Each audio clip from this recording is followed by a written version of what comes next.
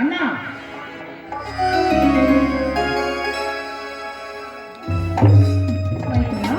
ರಾಧಿಕಾ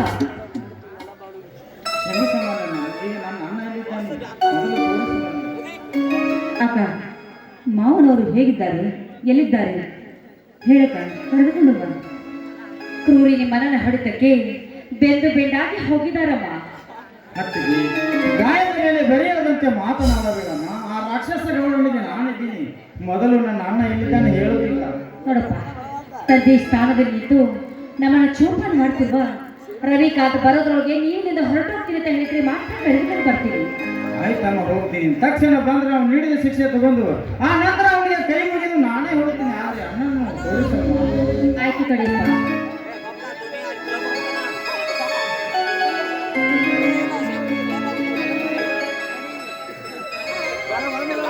ಅಣ್ಣ ಅಣ್ಣ ಯಾರು? ನನ್ನ ತಮ್ಮನ. ಹೇಗಿದೆಯಪ್ಪ ಕಂದ? ಚೆನ್ನಾಗಿದ್ದೀನಪ್ಪ. ಚೆನ್ನಾಗಿದೆ, ನೀನು ಚೆನ್ನಾಗಿದ್ದೀನಣ್ಣ.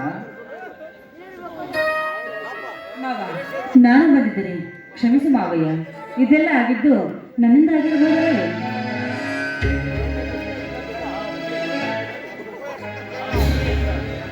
ಅಣ್ಣ, ಹುಲಿ ಅಂತ ನಿನ್ನ ತಮ್ಮ ಜೀವಂತ ಇದ್ದು ನಿನಗೆ ಈ ಸ್ಥಿತಿ ಬಂತಲ್ಲ. ಈಗ ಬೇರೆ ಮಾಡಿದ ಗೌಡನ ಶಿರ ತಂದು ಅವನನ್ನು ಸುಟ್ಟು ಬೂದಿಯನ್ನು ನಿನಗೆ ಹಣೆಗೆ ಹಚ್ಚಲೆ. ಹೇಳೋಣ, ಏನು ಮಾಡಲಿ? ಸೋದರ, ಸತ್ತು ಹೋದ ಮಾತಿಗೆ ಎಷ್ಟು ಕೂಗಿ ಹತ್ತಿದ್ರೆ ಏನು ಪ್ರಯೋಜನ ಇಲ್ಲ. ಅದಕ್ಕೂ ಒಂದು ಕಾಲ ಬರ್ತಾ ಇದೆಯಪ್ಪ. ಅಲ್ಲಿವರೆಗೂ ತಾಳ್ಮೆಯಿಂದಿರಬೇಕು. ಯಾಕಂದ್ರೆ ನಿನ್ನ ತಮ್ಮನ ಬಾಹುಬಲದ ಮೇಲೆ ನಿನಗೆ ನಂಬಿಕೆ ಇಲ್ಲವೇ? ಈಗಲೇ ನೀನು ಹಾಗೆ ಮಾಡಿದರೆ ಸಾಕು. ಅನ್ನೋದೆಲ್ಲವೂ ಹೇಳುತ್ತಂದ ರಕ್ತದ ಮುಂದೆ. ಈಗಿನ ಪರಿಸ್ಥಿತಿ ಹಾಗಿಲ್ಲಪ್ಪ, ಹಾಗಿಲ್ಲ. ನೀನು ಆ ನೀಚ ಗೌಡರ ಮನೆ ಈ ಪರಿಸ್ಥಿತಿ ಮಾಡಿದ್ರಲ್ಲ.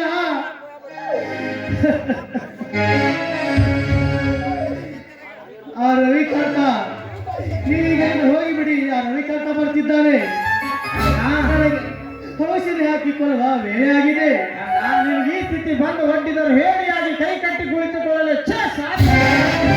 ಸಿಕ್ಕಂತೆ ಕುರಿ ಹಾಲು ಕುಡಿದು ಬೆಳೆಸಿಕೊಂಡಿರುವ ಈ ಗಂಟೆಗೆ ಮೊಯ್ಯಮ್ಮ ಪ್ರತಿಕಾರ ರಕ್ತ ಹರಿಸುತ್ತಾನೆ.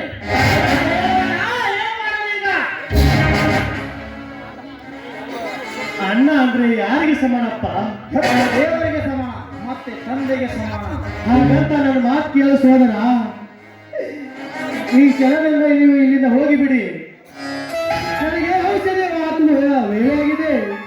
ಆಯ್ತಾ, ಹೋಗ್ತೀನಿ. ಕೊನೆಗೆ ನಿನ್ನ ಕಣ್ಣಿಗೆ ಔಷಧಿ ಹಾಕುವ ಸ್ವಲ್ಪ ಸೇವೆ ಮಾಡ್ತೀನಿ, ಅವಕಾಶ ಕೊಡು. ಆಯ್ತು ಜಯ, ತಮ್ಮನ ಕೈಯಲ್ಲಿ ಔಷಧಿ ಬಾಟ್ಲಿ ಕೊಡಿ.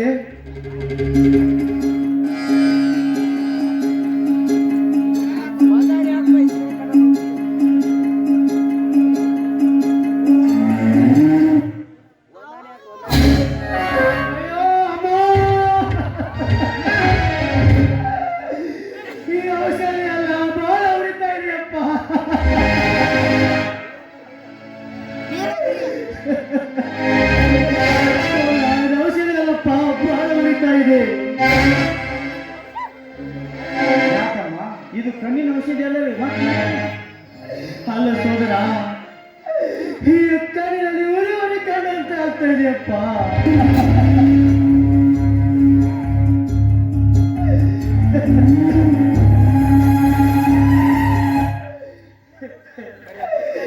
ಇದರಲ್ಲಿ ಏನೋ ಮೋಸವಾದಂತ ಕಾಣುತ್ತದೆ. ಮಾವ, ಏನ್ ಹೇಳ್ತಿರೋ ನೀವು? ಏನ್ ಹೇಳ್ತಿದ್ದೀರ ನೀವು? ನಿಜವನ್ನ ಹೇಳ್ತಾ ಇದ್ದೀನಮ್ಮ.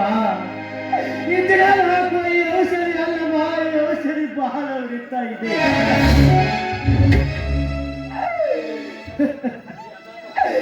ಈ ಆಘಾತಕಾರಿ ಹೊರಬೀಳುವ ಮುನ್ನ ನೀವಿಲ್ಲಿಂದ ಹೋಗಿಬಿಡಿ. ಅಣ್ಣ, ಮತ್ತೆ ತಮ್ಮನ ಕೈಯಿಂದ ಮತ್ತೊಮ್ಮೆ ವಿಷ ಕುಡಿಸಿದೆ ಅಂತ ಆಯ್ತು. ನನ್ನ ಹತ್ತಿಗೆ ಏನು ನಿಮ್ಮ ಗೋಳು ನನಗೆ ನೋಡ್ತಾ ಆಗ್ತಾ ಇಲ್ಲ.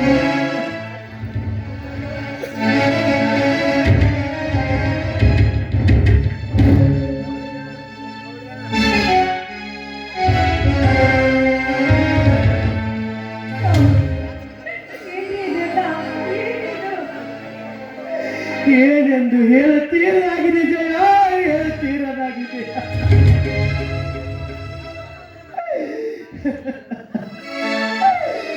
ತಮ್ಮ ರವಿಕಾಂತ ಬಂದು ಕೇಳಿದರೆ ಅದು ತಂದ ಔಷಧಿಯಿಂದ ಹೀಗಾಯ್ತು ಎಂದು ಹೇಳಲ್ಲ.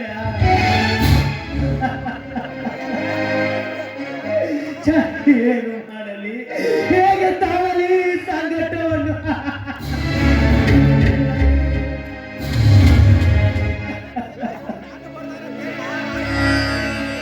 ಅಣ್ಣ, ಏನಾಯ್ತು ನಿನಗೆ? ಯಾಕೆ ಈ ರೀತಿ ಸಂಕಟ ಪಡ್ತಿರುವಿ? ಮತ್ತೆ ಏನಾದರೂ ಕಣ್ಣಿಗೆ ಬಡಿಸಿಕೊಂಡೆಯಾ?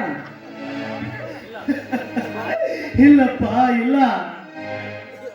ಸಮಯಕ್ಕೆ ಸಂಸಾರಿಯಾಗಿ ಕಣ್ಣಲ್ಲಿ ಔಷಧ ಹಾಕಿದಾಗ ಮೇಲೆ ಉರಿ ಕಂಡಾಯ್ತಾಯ್ತಪ್ಪ. ಹೌದೇ? ತಾಯಿ ವ್ಯಕ್ತಿಗೆ ಔಷಧಿ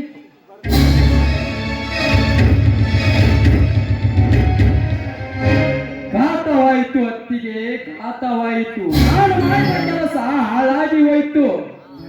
ಯಾಕಪ್ಪ, ಇದು ಔಷಧಿ ಅಲ್ವೇನು? ಅಲ್ಲಮ್ಮ, ಅಲ್ಲ, ಇದು ನಾ ತಂದಿಟ್ಟ ಔಷಧಿ ಅಲ್ಲ. ನಾನು ಇಲ್ಲಿಂದ ಹೊರ ಹೋದ ನಂತರ ಇಲ್ಲಿ ಯಾರಾದರೂ ಅಪರಿಚಿತರು ಬಂದಿದ್ದರೆ, ಯಾಕಮ್ಮ ಮೌನವಾಗಿ ಬಿಟ್ರಲ್ಲ? ಇಲ್ಲಿ ಯಾರಾದರೂ ಹೊಸಬರು ಬಂದಿದ್ದಾರೆ? ಇಲ್ಲಿ ಯಾರು ಬಂದಿರೋ ಸೋದರ? ಎರಡು ಕಣ್ಣಿಗೆ ಪಟ್ಟಿ ಹಾಕಿಕೊಂಡು ಕಣ್ಣು ಕಾಣದೇ ಇರುವ ನಿಮಗೆ ಹೇಗೆ ಗೊತ್ತಾಗುತ್ತನ್ನ? ಇಲ್ಲಿ ಬಂದು ಹೋದವರು.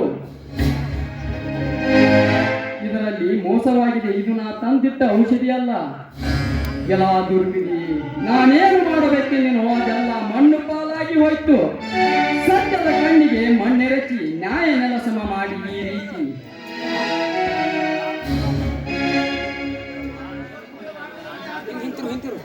ನಾನು ತೋಡ್ಕೊಂಡ ಬಾವಿಯಲ್ಲಿ ನಾನೇ ಆತ್ಮಹತ್ಯೆ ಮಾಡಿಕೊಂಡು ಸತ್ತಂತ ಇತ್ತು.